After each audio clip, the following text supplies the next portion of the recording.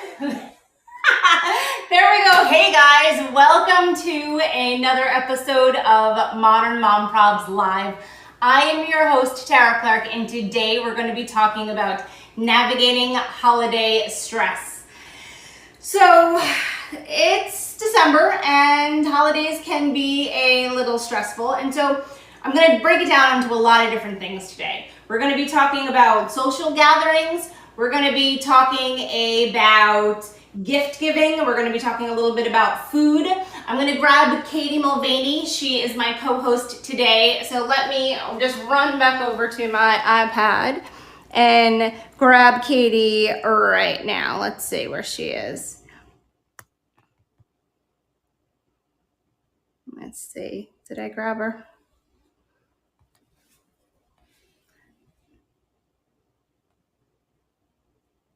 Let's see.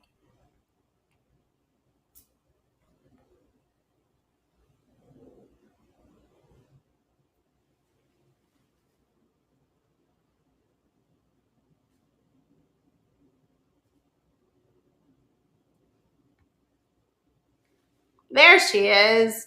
Katie, how are you? Good. How are you? I am great. All right, I'm pulling you up right now. I'm pulling up your video. There you are. Okay, cool. So, okay, we're back. So we're talking about navigating the holidays. Are you ready for the holidays? Are you pumped?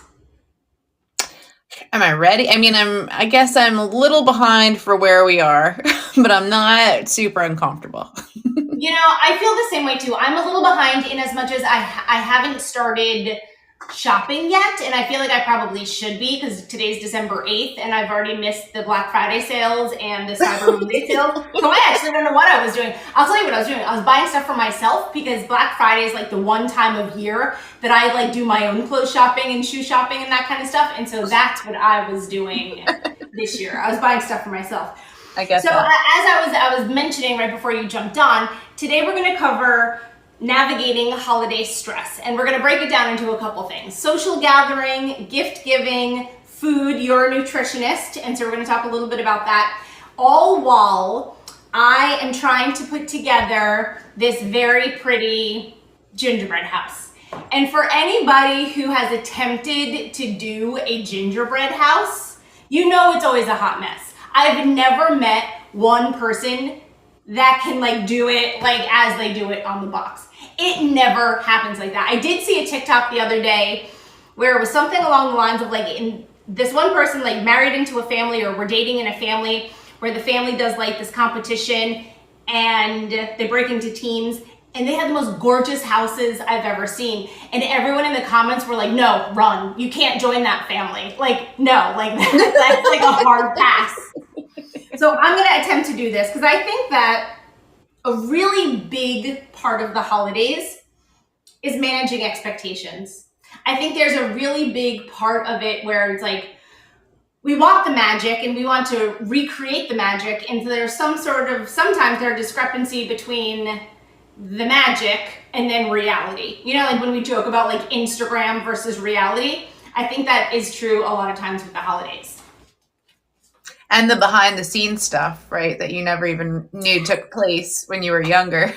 Yes, let's talk about I didn't mean to shake the scissors at you, but yes, let's talk about the behind the scenes stuff. Yeah, absolutely. You know, I don't think I ever realized how much thought and effort goes into the holidays, just to kind of try and make things magical and perfect and all that stuff. And I mean, I feel like that's the biggest source of stress, to be honest, because I'm gonna be honest, I love Christmas. It's like my favorite. Like I'm one of those people who puts their tree up on November 6th.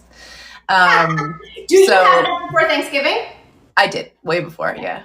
I don't decorate it till after Thanksgiving, but I put up with the lights on it beginning of November. But in any event, yeah, I mean, I think that's like my biggest source of stress is just like bringing the magic. But I do think that, you know, I was talking to someone I work with today who has a 2-year-old, and we were talking about like, you know, how you keep things hidden or, you know, like the little details to make things a little better. And I think what's nice about it is when you start out with a newborn, right, that you got to get to practice for a couple years before you can really That's a for good the point. for the actual show starts, right? Like you get a newborn, you're like, oh, I'll just bring them shopping for them, and it's no big deal, right? I But never thought about that, but it's true. You probably have at least like a year or two of practice as being a parent before you have to really go full force with it. yeah, exactly. So, you can. I think my kids are at the age now. My son's 4, and we now we're like, okay, like we got to really hide stuff now. You can't just put it in like a room that he probably won't go into or whatever it may be. Yep. But Like a certain um, closet that he won't see or something like that. right, exactly. So yeah, I One mean, year, I think true story. When my husband's mom lost all the gifts she bought one year because she forgot where she hid them. classic. I know. I know. That's great. I didn't mean to interrupt you. Keep going. No, Sorry. that's great. I mean, you gotta you gotta have a good hiding spot, right?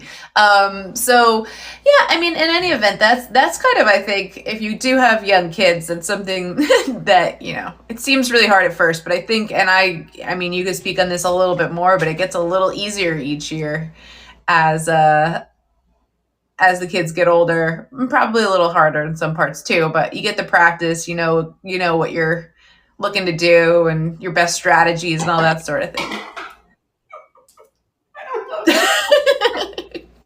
I honestly think that like they probably when they decide who's going to have the job of like how to dismantle bombs, they probably have them make a gingerbread house as one of the trials. That's their job, right? Yeah, I'm sure that is probably, in fact, the case. Because I was like, man, I am crushing this. I am absolutely rocking this. Not the case. No. No. They're Not the case. so hard. I saw, I think it was on Pinterest the other day. It was like a gingerbread house that somebody was trying to make and like was all knocked over. And then they just put like a T-Rex in the middle of it. It made it look like the T-Rex had like knocked everything down. That's it. By the end of this show today, that may be what it comes down to. So going back to like ages with Christmas, I think you're right. I think it's super easy when you have a newborn and a baby and a toddler, and then it gets a little bit trickier, because then they want to do projects like this, or you want to do projects like this with them. And then when they start to get a little bit older, the Santa issue is a bit of a thing, and so my son right now is sort of going through that, and so that's challenging, and so I don't even want to talk too loud because he'll hear me. So that's something that you'll have to deal with when your kids get older as well. Right. But I want to talk about gift giving. As I mentioned, I haven't really started gift giving yet, or shopping. But I want to know, like, what are some of your tips, or what are some of the things that you do? And I'll share some of mine around holiday gift giving. Do you mean like in picking gifts out or what? Yeah. Like, how do you, like, for instance, right? Like, I try to stick to a budget, for people, and I say like, okay, I'm going to only spend X, Y, and Z for my mom and like X, Y, and Z for my husband. Because after a while, it can get really out of hand. Absolutely, it adds up. Yeah. I know. This is like when I think about how much money I'd love to have. I'm not the kind of person who's like, I need $1 billion, but like I want to have like the kind of money that it's just like I just get people like whatever for their gifts. You know what I mean? Yeah, like you just get things like that like I don't want to worry about I don't it. like Yeah. that. I'm just gonna buy that. Yeah, I hear you. I think it's really important to stick to a budget, and also to not necessarily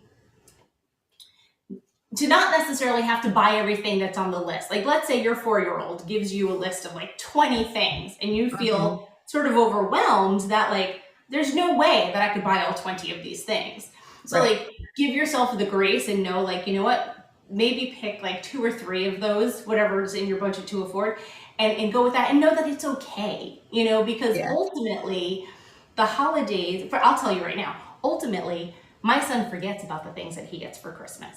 He'll play with them obviously like that day, of course, and then like the week between Christmas and New Year's that he's off school. But once January rolls around, he's not really as into it as much anymore. So especially now that he's getting older, I'm really more into like making memories and having like experiences with him.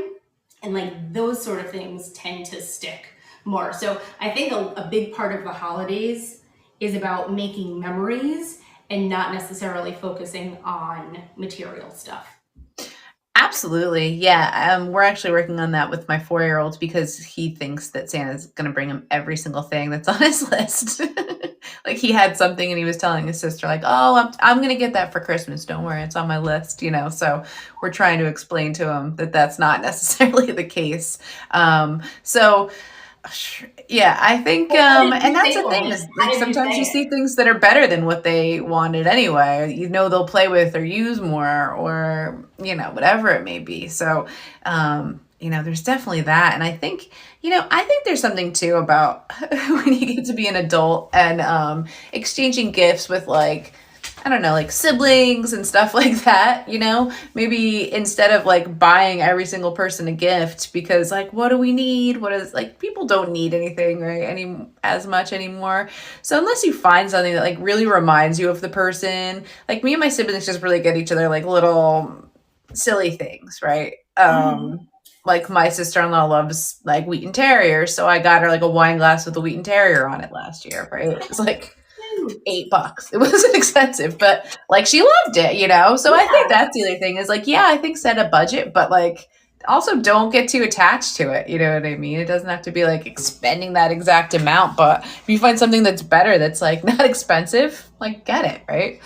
I agree. I think that means so much more because like many times people will be like, "Oh, I'll give you a gift card," and like that's not, in my opinion. I'm only speaking for myself. Like that's not the point. Like I love a gift card, and I would appreciate a gift card, and I would use it to buy things that I need. I'm not going to use it to buy any frivolous stuff because that's just not how I am. But like, I wish that someone would buy me something. They're like, you know what, Tara likes unicorns. I'm going to buy her a wine glass with unicorns because I know that's something that she likes. And I think that's what's more important about Christmas. I would rather get like a tiny trinket that I really love, like a little unicorn, versus like, those like Visa gift cards that, it's just like money on a gift card. Right, right, right. Exactly. And it's like meaningful, right? You get something like, wow, this person pays attention to me and like Yeah. knows what I like. So That's yeah, exactly what I think. So that's sort of like that's how I shop. And so yeah. like that's why I think that's what's special about Christmas. Like I would literally rather someone give me something worth $3 and know that they really thought about it versus something that was $30 and that they were just buying it for the sake of buying it.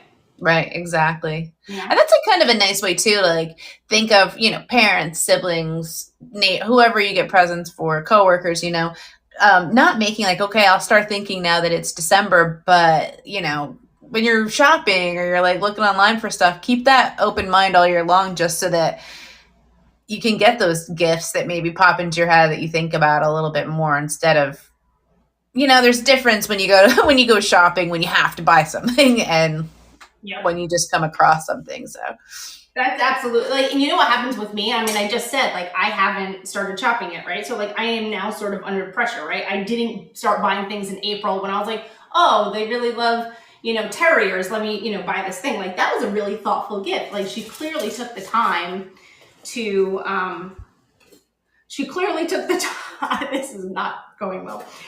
She clearly took the time to, put that together and say like, I want to get something that she enjoys. yeah, absolutely. Absolutely. So let's talk about family dynamics and social situations, shall we?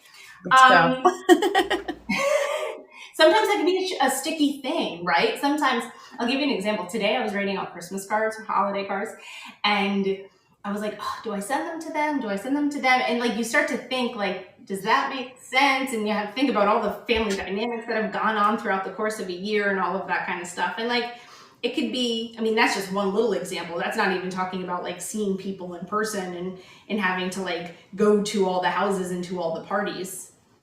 Absolutely. And then who do you get gifts for? Who, you know what I mean? You got to draw the line somewhere. You can't get them for everybody at every party, right? So, Right. Exactly. um, How do you navigate that?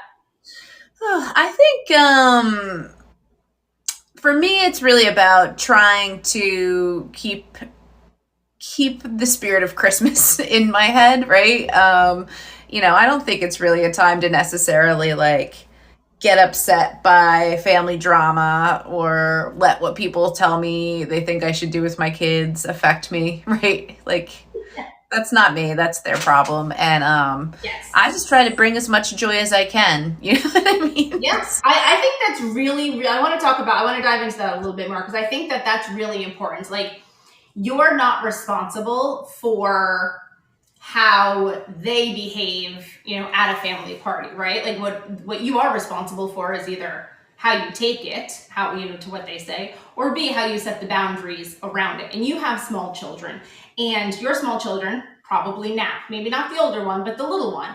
And it's like, maybe you need to leave a party early because you know that if she doesn't sleep in her bed at night, it's going to be a hot disaster. Or, maybe they're not going to eat certain foods that are served at a party. So then, you may have to ask the host, is there anything that's kid friendly? Or should I pack my own stuff, which is fine to do, but I just need to know it in advance.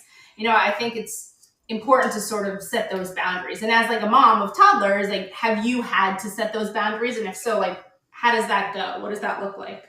I think I've been pretty lucky of people understanding about that kind of thing. I've definitely had the Christmas party that I've showed up to late because of naps, or we had to leave early because of bedtime, or whatever it may be. But I think I've been pretty fortunate. But I think there's always that aspect where you feel judged about things. They say the 80% rule. Like, I'm very lenient with my kids and what they eat when we go to parties and stuff, because I know it's not the time to like be using my strategies for picky or selective eating or anything like that. Like, get some food in you, have a roll, like that's fine, right? And have fun. So I'm sure I get judged for that, right? Is that I'm not sitting there forcing them to eat like a protein and a vegetable and all that stuff. So I think it's kind of boundaries that you just have to speak up for yourself, I think, is what it really comes down to, right? Like, I think so too. And the thing is, hard time sometimes, like, depending on the family and depending on the family structure, then like you almost look like the jerk because you're trying to like advocate for your family or advocate for your kids. And like you said, you haven't had, that situation, which is good because that means that your family is really understanding. But I know that, like, for me at times, especially when my son was younger, like, I come across as the jerk if I'm like, oh no, like we can't really stay past like, 8:30 because, or 8 o'clock because like it's an hour drive home. And by the time we get home, it's going to be like, 10 o'clock. And it's like really hard for a 2-year-old to go to bed at 10, like all of those things. And then it can, depending on the family dynamic, like I said, make you look like the jerk. But I think regardless of that, if that's important to you, then that's a hill worth dying on, right? Like, that's something worth fighting for. And whether it's like food, I was joking with my one friend the other day, and she's like, my kids aren't going to eat crab legs on Christmas Day. That's just not going to happen. So like, are they going to eat 3 rolls? Yeah, probably. Like, that's what my son had on Thanksgiving. Like, what did he have? Like 3 rolls and like a handful of turkey. And like, that's what I know that day is going to look like.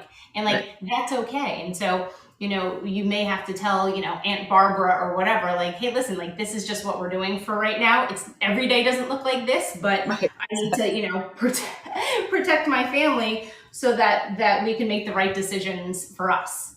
absolutely. Yeah. Yeah. Yeah. You just have to be confident in what you're doing. You know what I'm saying? And if people want an explanation, don't look at it as like a fight, but like maybe they just want to learn about what you're doing. I think and this is probably generational. Yeah. And there's like, it's probably generational, it probably has always been a thing, right? Where it's like, well, we didn't do it that way or whatever. Right. And I think especially from the last generation to this one, there's been some major changes, but I always have the comeback when people are like, well, we didn't do it that way and you guys were fine, to be like, yeah, but a lot of kids weren't fine. So that's why they've changed it. Right. I mean, that's true. That's the honest truth. Right, exactly. Right. So, I think have your comebacks ready and just have that confidence that what you're doing is what's best for your family, and don't let anyone bully you. And, if they do, you could always just throw that in their face, like, don't bully me. everyone backs down when they hear that. Right? You know what? That's actually true. I think if you said something like that, that would be so shocking that they'd be like so taken back that they'd be like, okay, yeah, I'm with you on that one. So I have to stop and say, no joke, this is coming along better than I thought it was going to. That looks great. It's not perfect. It's not like Pinterest worthy, but it's also not like T-Rex in it yet. I've had those years because every year, I don't know if I'm like glutton for punishment, but every year I make a gingerbread house with my son. And when he was a toddler, it was like full T-Rex stuff. But no. One of the skills you've developed over the years, right? Yeah, that's what happens when you're a parent for 10 years. Funny story, true story. The other day, he and I were at Target, and we were in the Christmas section, and I said, oh, buddy, let's buy a gingerbread house. We'll make it together. We do it every year. And he was like, nah. And I was like, really? Are you sure? And I was kind of like sad by that. And I was like, all right, that's cool. I understand. So tonight, I had the idea that I wanted to do this while we had this conversation. And he saw it in the kitchen. He was like, oh, do we get to build a gingerbread house? And I was like, oh, I'm actually doing it for my work call tonight. And he was like, oh, okay, yeah, that's cool. So now I feel compelled that I'm going to have to go out and get like another gingerbread house to build with him. Because now, he's in bed right now. So he's not going to be doing this one. But I just thought it was funny how quickly, once he saw it, he changed his tune. And he was like, wait a second, I do want to do that. So, yeah. So going back to family dynamics and party, not even family dynamics, let's talk about parties. You are a nutritionist, as I mentioned before, and I want to talk about holiday eating because holidays are a time where people tend to consume more calories than we normally do throughout the course of the year. So what are some of your tips and tricks for holiday eating? Great question. I think I've got a lot of tips and tricks. So let me think of which ones I want to talk about. First thing I want to talk about is, okay, I'm going to use cookies for an example. You have a plate of cookies and they're your favorite, right? We get so, I'm on a diet. I don't want to eat the cookies, right? So then we're just obsessing about the cookies and thinking about them. And then we end up eating a ton of them because we've just literally thought about them and obsessed about them. But the trick is to not give that, I don't want to eat the cookies ever. Be like, oh, cookies, I'm going to have one. Eat 1 or 2 cookies and enjoy them. Don't have that next cookie ready to go before you even finish the first one, right? Allow yourself to have some treats and things that you like. So that's I would say, number 1 tip, and not overeating. And another one is don't feel like you need to eat a whole portion of every single thing that's at every single party and every single dessert. You could definitely try small portions if anyone says anything to you and be like, nope, this is what I want, and if there's a dessert that you really like, maybe then you go back and get a bigger piece of that instead of having the large piece of every single thing, right? Just kind of being mindful and being present that you're just not overeating, you're not stress eating, all those things, but you're indulging in a couple of things you only have around the Christmas time, and you enjoy the things you're indulging in, and, have a little bit of some other stuff, but, it's kind of you don't want to let that peer pressure get to you, because that's another thing. So it's oh, you're not eating my meatloaf? Yes. That does happen though. I mean, and that goes back to sort of sometimes then you feel like you're the jerk, but it's no, I'm setting boundaries for myself. And right. If I don't want to consume a 6,000 calorie meal at Christmas or Christmas Eve or something like that, then I think people should be able to respect those boundaries, right? Right. I mean, it's not Thanksgiving where it's one day. It's usually a good 2 weeks of parties and cookies at work and treats here and stuff there, right? It's all over. So you can't have even that, okay, it's just one day mentality. And that's, I think, where a lot of people go wrong, is that they don't just pick what they're going to indulge in. They indulge in everything. And, you're eating a candy cane, for example. Do you even like candy canes? Why are you eating it? You don't have to eat the candy cane. You're not going to miss out if you don't eat something that you don't want. So, true. I mean, you don't eat candy canes during the year. And I guess that's part because it's a special thing, it's a seasonal treat. Mm-hmm. So I get that. But like eggnog. Like my mom loves eggnog. I can't stand eggnog. She'll drink a whole quart of eggnog by herself. I'm like, oh God, please no, don't. Like, get away from me with that eggnog. And Right.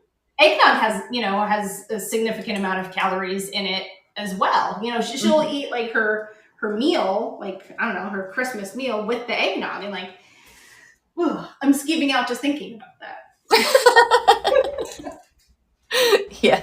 Yeah. So I mean, if that's your indulgence, and it is like a special thing, but sometimes we have so many things, and we have like the fear of missing out that like we stop and ask ourselves, like, do I even really want that right now? Like sometimes we don't even really want it, but we feel like we don't eat it. We're not going to have it till the next year, and we're going to be bummed about it all year that we didn't try it, right? But that's not what's going to happen. You're going to forget about it within an hour. It's true. Or sometimes, like our families like have like for my family, it does like a buffet on Christmas, like at my uncle's house. And sometimes there's the fear of missing out. Like if I don't eat all of this food right now, then it's not going to be here in the next like 20 minutes to get seconds because everyone else is going to come and eat it all up. Right. That's what it's like at my uncle's house. He has a lot of people. It's like amazing food.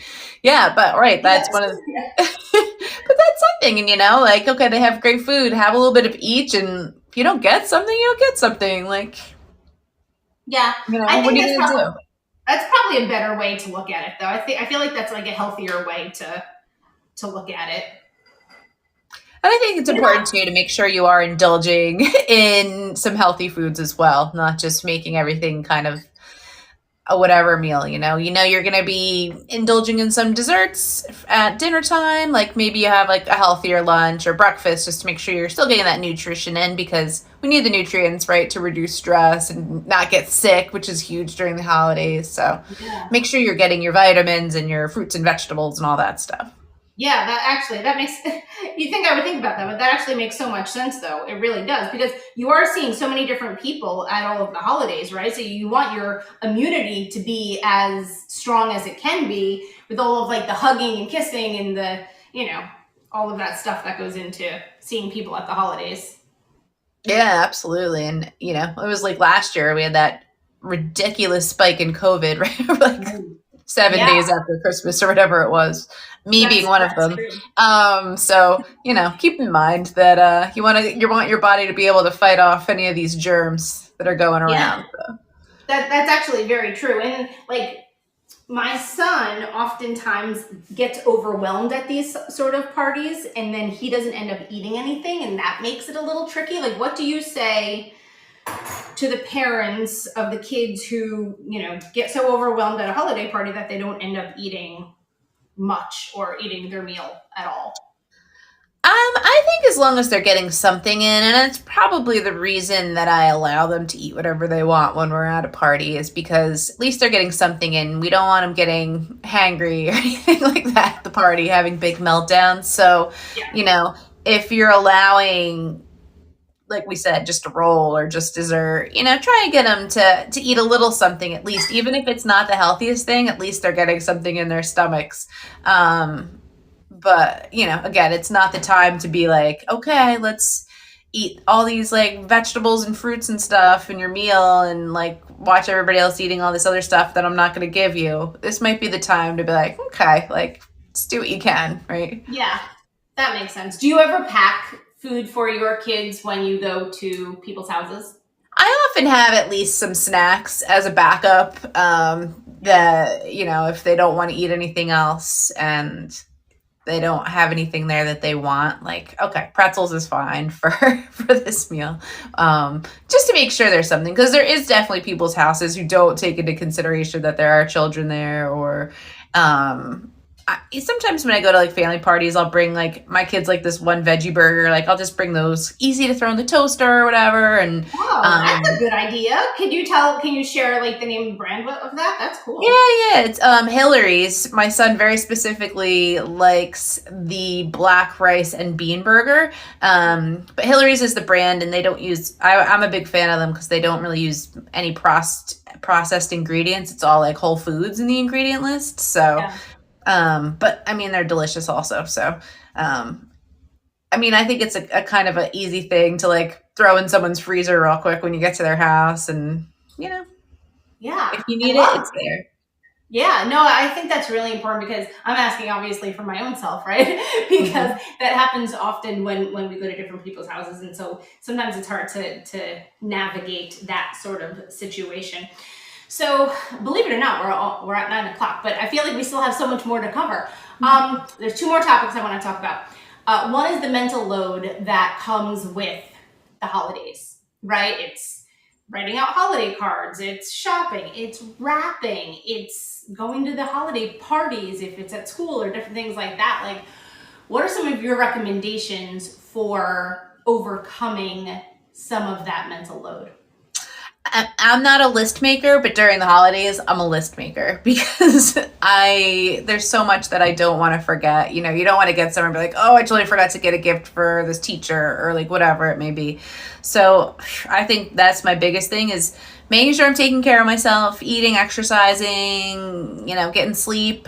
And then the other thing is like lists, planning. I'm not a big planner usually. I plan during the holidays because it's necessary, right? Yeah. Yeah, I think so much of it is planning, and now that you're saying about like lists, like I think I need to write a list of all the people that I need to buy for because I told you I didn't start buying yet, and I need to because I missed all the sales, and that's probably pretty bad. But I love all that advice about like exercising and taking time for yourself and making sure that you sleep, and other things that I'm going to add to that as well is managing those expectations, right? Everyone wants to make the magic, but know that nothing's perfect, right? Like this was, I have to tell you, the single most successful It looks great. thank you gingerbread house I've ever done. And usually it's like a hot mess and it's just falling over, but I'm sure as soon as we hang up it's going to go. But anyway, going back to managing your expectations, knowing that it's okay to not be perfect. No one is perfect. Nothing is perfect. No holiday is perfect. I'll give you a quick story. Several years ago, this is a really long time ago, it's almost 10 years ago, my mom called me on Christmas morning and she's like, it didn't happen. And I was like, what? She's like, it didn't come. It didn't happen. She was crying. I was like, what are you talking about? She was like genuinely upset. I was like scared. I was like, what's going on? And she's like, Santa didn't send me a boyfriend. And I was like, what? And she had watched so many Hallmark movies that she convinced herself that Santa was going to send her a boyfriend. And she actually was like heartbroken about it. And I was like, I'm sorry. and she got over it, and then she sort of like got it out of her system and stuff like that. But my point is like it's important to manage our expectations around the holidays. It's so easy to get swept up into the romance and the magic of the holidays, but know that nothing is perfect. It's important to give ourselves grace, give our family members grace, and know that, Santa's not going to bring you a boyfriend on Christmas morning. That's right. And And like no matter how sometimes hard you you get wish that for one. picture. Oh, go ahead. Sorry. I said, no matter how hard you wish for one. Right, exactly. I was gonna say, like, sometimes you don't get that perfect picture that you wanted, but like that's part of the memory. Is like, remember how you wouldn't stop crying during this picture, right? Yep. It's still hanging up on the wall. Still like embrace it, just because it's not perfect. Exactly. Neither is anything, and nothing's perfect, right? Exactly. Embrace the mess, right? Embrace the mess of the holidays and know that you're just trying your best, and that given all the tips that we've just shared over the last half an hour or so, that you could really thrive in the holidays and not just merely survive the holidays. Absolutely. It's true. And enjoy every minute, right? Yeah, and I know everyone's always like, when I say that, but like, try, because you know what, it is fleeting, and it does go by pretty quickly, and the icing will get cleaned up, and all of the tinsel will get out of the carpet eventually, and all of that kind of stuff. But it is about making memories and really trying our best, and I think that's the most important thing. So Katie Mulvaney, thank you so much for being here today. Thank you. And thank you. I'm so impressed by this gingerbread house. Mine do not look like that when I'm done. I'll do a 360. I told you, it's my finest piece of work. And I saved candies for my son to do it tomorrow. So he and I can do it tomorrow, and we'll still get a chance to do it. I don't know. We'll see how that comes out. But thank you everyone for joining us. Happy holidays. We'll see you next week, next Thursday at 8:30 p.m. Eastern Time. Thanks for joining us on Modern Mom